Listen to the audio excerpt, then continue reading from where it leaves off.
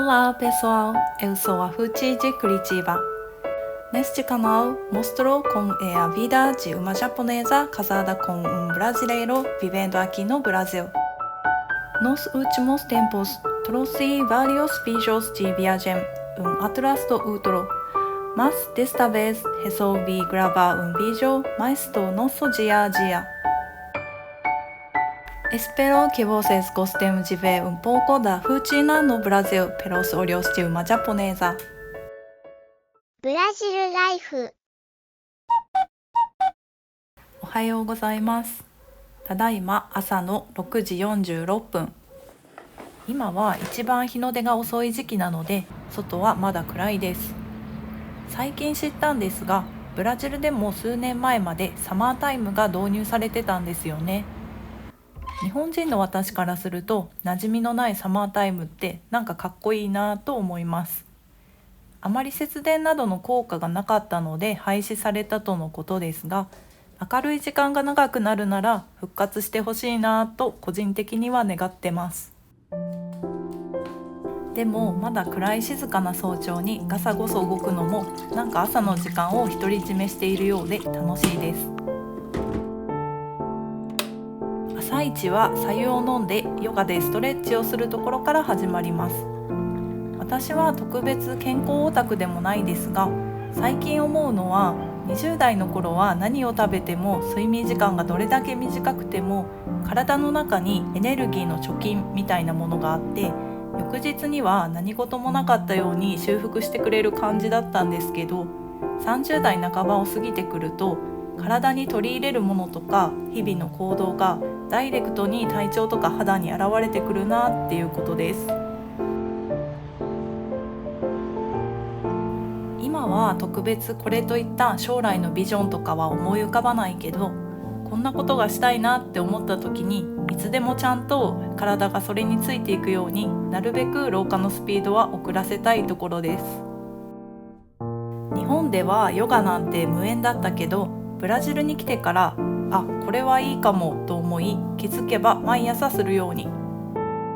10分ぐらいの短いものですが、このマリコさんっていう人の朝の全身ストレッチヨガは本当におすすめで、寝起きの体の伸ばしたい部分を絶妙に全部伸ばしてくれて、終わった後は体がシャキーンとなります。今日は曇ってるけど、晴れた日に空を見ながらやると本当に気持ちいいです。気分を上げるために朝は BGM を流します。最近ハマっているのがクリスチャンソングのジャズバージョンです。英語の賛美歌をジャズ風にアレンジしたものなんですが、これがすごく心地いいです。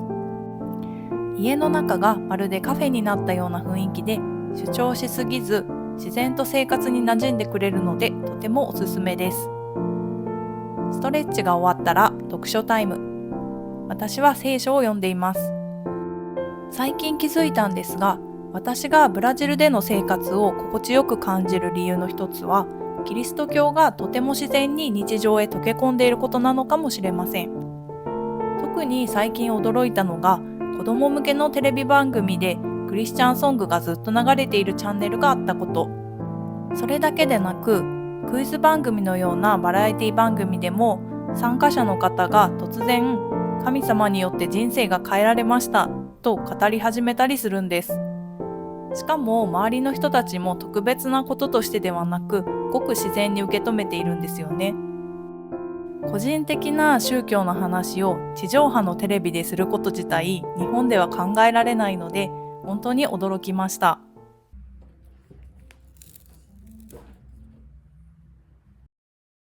朝のもう一つのルーティンはスムージー作り。これは私がブラジルに来て以来、ほぼ毎日作り続けているもので、アボカドとバナナのスムージー。それにしてもブラジルのアボカドって大きいですよね。初めて見たとき、これはラグビーボールかと思いました。いつも飲んでるサプリと最近ハマっているオーツミルクも入れていきます。アーモンドミルクよりも味が邪魔しないので気に入っています。最近買ってよかったものの一つがこの手持ちのブレンダー。なんせ洗い物が少なくて済むのが最高です。なんでもっと早く買わなかったんでしょうか。ブラジルのスーパーのひき肉は基本牛ミンチしかないんですが、これがあれば鶏ミンチや豚ミンチも家で簡単に作れます。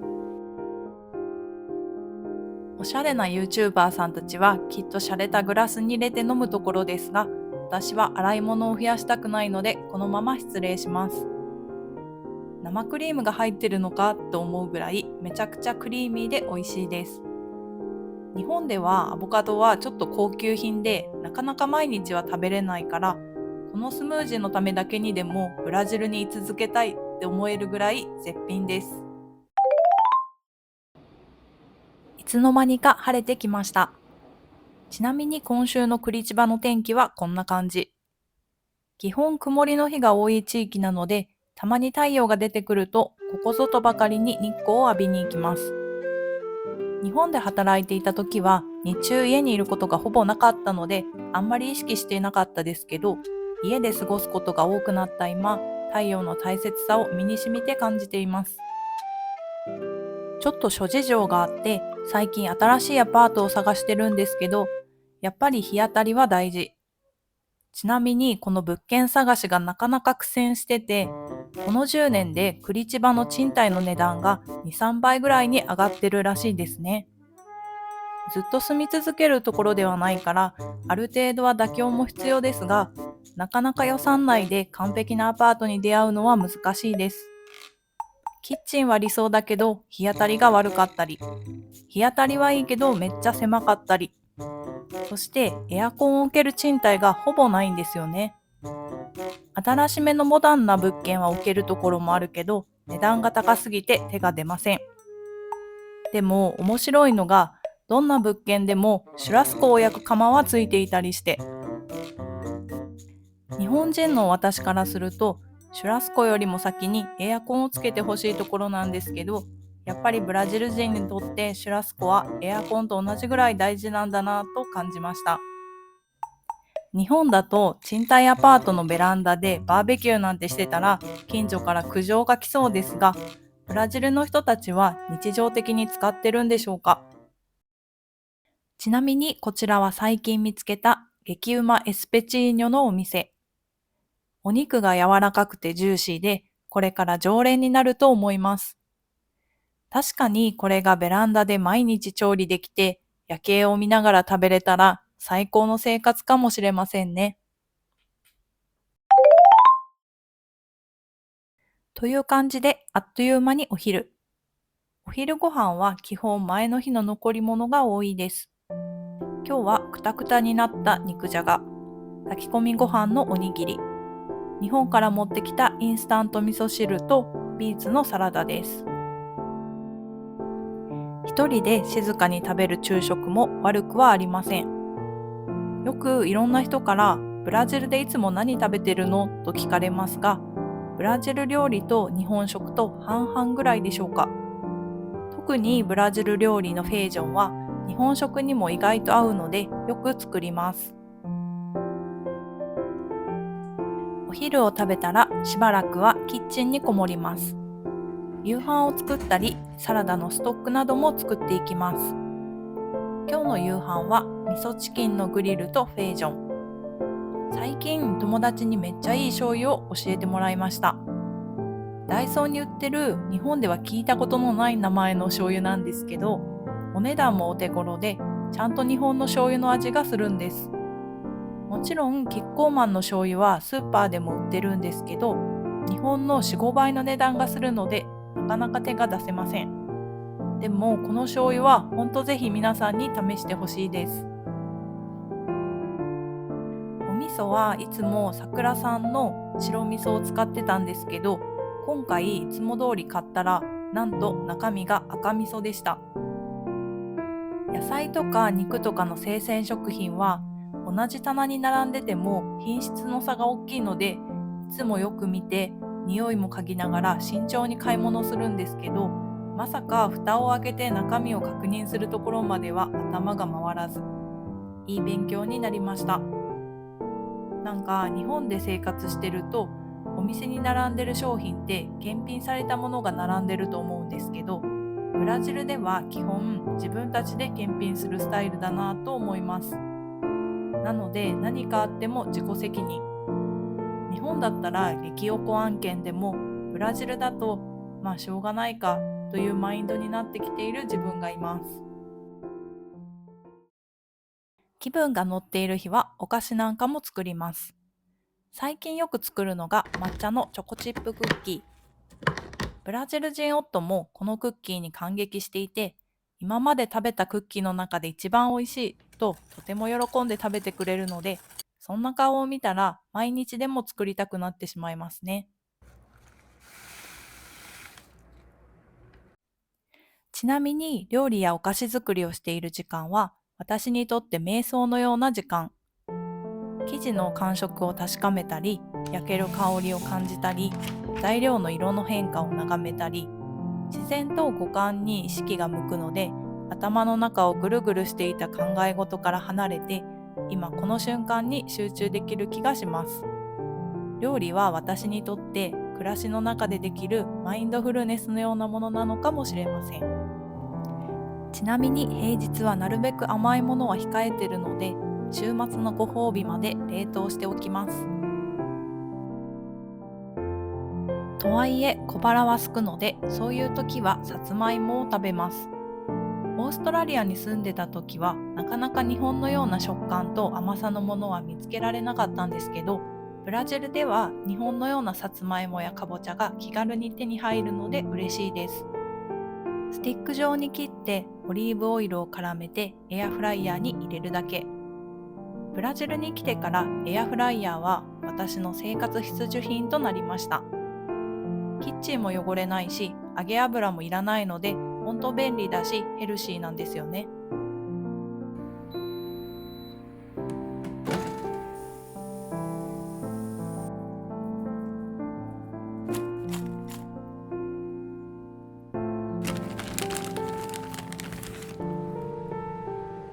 コーヒーもたまに飲んだりします。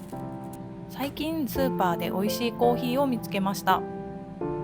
これデカフェなんですけど、キャラメル味で香ばしくてめっちゃ飲みやすいです。私はコーヒーの味なんて全部同じやんとか思っちゃう人なんですが、このコーヒーは美味しいと思いました。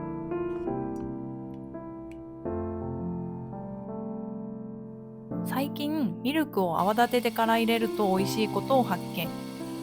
本当は専用のミルクフォーマーみたいなのでやるんでしょうけど、持ってないので普通の泡立て器で。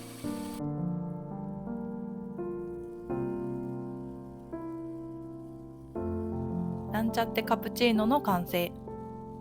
ちょっとシナモンを振るとぐんと美味しくなります。ブラジルライフ。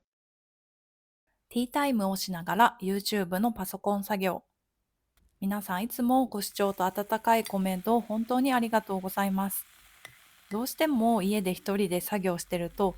こんなこと配信してて意味あるのかなとか、ネガティブな思考になりがちなんですけど、皆さんが動画を楽しんでもらっている様子をコメント欄で知れて、それが本当にモチベーションになっています。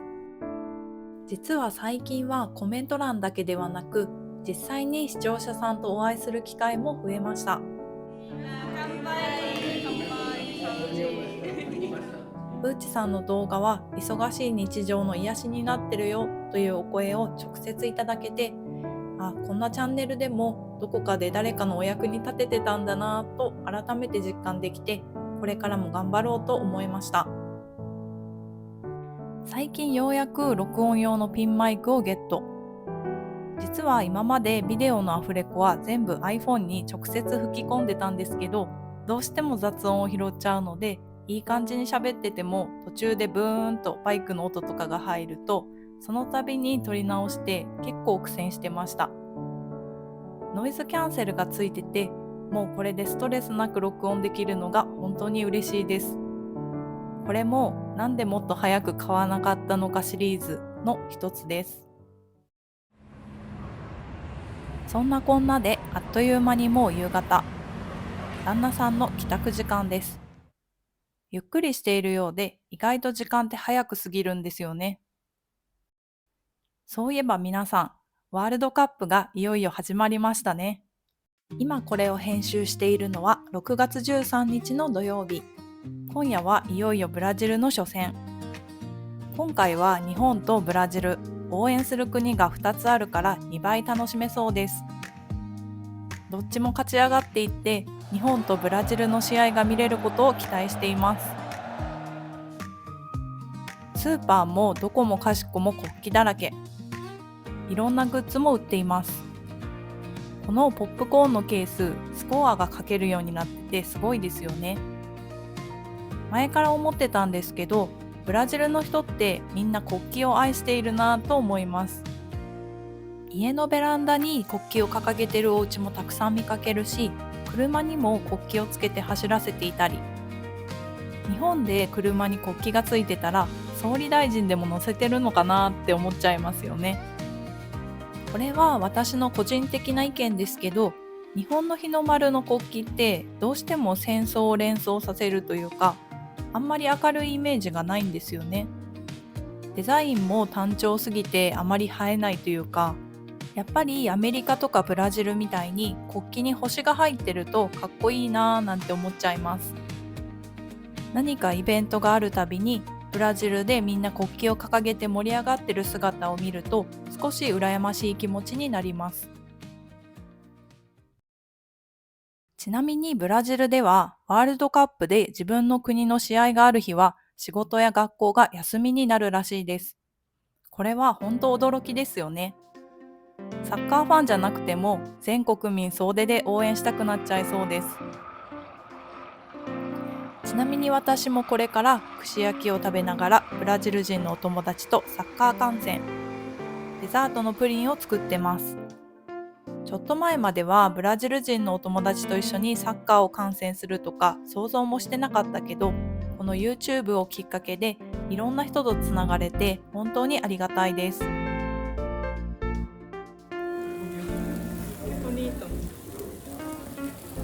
大量の串焼きとみんなで持ち寄ったおにぎりとデザートで楽しくサッカー観戦。串焼きとポップコーンはスポーツ観戦に最高の組み合わせだと知りました。先に点を取られた時は本気で悔しかったり、